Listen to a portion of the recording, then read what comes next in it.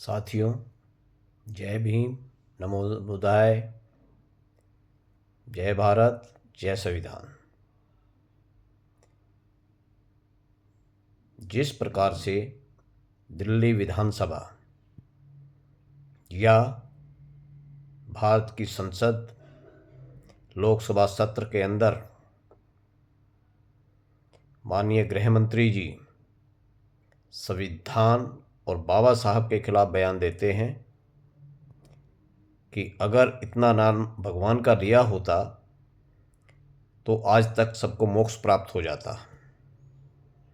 बड़ी ही दुर्भाग्यपूर्ण बात है, एक संविधान निर्माता को एक गृह मंत्री जो कि संविधान का रक्षक होता है, लेकिन इनकी बातें, ओछी राजनीति जग जाहिर है और ये उजागर हो चुकी है कि कोई भी पार्टी, चाहे बीजेपी हो, चाहे आरएसएस उनका दल हो, चाहे कांग्रेस हो, चाहे आम आदमी पार्टी हो, कोई भी राजनीतिक दल संविधान के प्रति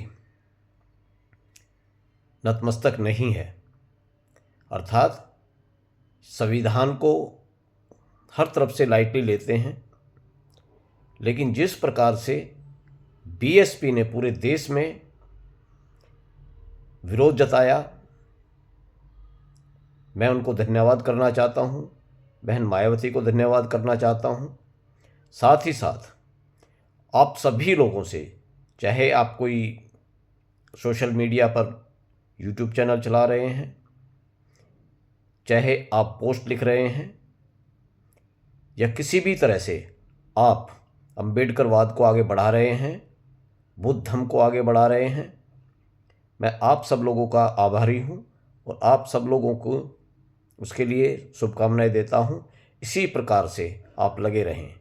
इसके अंदर कुछ छोटी सी बातें हैं जो मैं आपसे साझा करना चाहता हूं। जिस प्रकार दिल्ली सरकार ने चुनाव जीतने के बाद विधानसभा से बाबा साहब अम्बेडकर, भगत सिंह या किसी की भी तस्वीरें उन्होंने वहाँ से या तो शिफ्ट की हैं या हटा दी हैं। जिस प्रकार से हम देखते आए हैं पिछले 10 सालों से कि वो केजरीवाल सीएम साहब के पीछे लगी होती थी या आतिशी के पीछे लगी होती थी, दीवार के ऊपर कभी भी मीटिंग के अंदर वो दिखाई देती थी। और उनको अगर कोई याद नहीं करता तो इस बलबूते उनको सब लोग याद कर सकते थे कि हाँ जी, हमारे बाबा साहब हैं और इन्होंने संविधान के निर्माता हैं, उन्होंने देश के लिए कितनी कुर्बानियाँ दी, अपने बच्चों को न्यौछावर कर दिया। लेकिन देश और बहुजन समाज जो कि अछूत हैं, जो हिंदू नहीं हैं, कहने को ये सब लोग हिंदू कहते हैं, लेकिन उनकी परछाई भी इनके ऊपर पड़ जाए तो इनको स्नान करना पड़ता है। तो हम किसी धर्म के नहीं हैं, हमारी कोई जाति नहीं है, हम अछूत हैं इनके हिसाब से। लेकिन हम इस देश के मूल निवासी हैं, हमें इनसे डरने की ज़रूरत नहीं है। खुलकर विरोध करना है और अपने अधिकार मांगने हैं। बाबा साहब ने हमें जो अधिकार दिए, लेकिन हम लोग या हमारी राजनीतिक पार्टियां या हमारे राजनेता, हमारे बहुजन चिंतक या बहुजन समाज के नेता सिर्फ उतने दिन याद रखते हैं जब तक वो उनको नौकरी मिलने के बाद नौकरी करनी है। उसके बाद वो समाज सेवी बनते हैं। उससे पहले कोई समाज सेवा उनको याद नहीं आती, क्योंकि उनको नौकरी करनी होती है। उनको डर बना रहता है कि कहीं आप का नाम खुलकर आ गया तो आपके साथ दुर्व्यवहार ना हो, आपकी नौकरी पर खतरा ना हो। तो मेरे दोस्तों, मेरा यही कहना है, आपको डरने की किसी से ज़रूरत नहीं है। भारतीय संविधान है, भारतीय संविधान को जल्दी से कोई बदल भी नहीं सकता।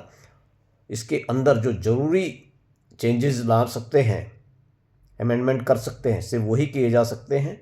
इसकी मूल धारणा को या मूल भावना जो है, इसको नहीं बदला जा सकता। आप लोग खुलकर सामने आए।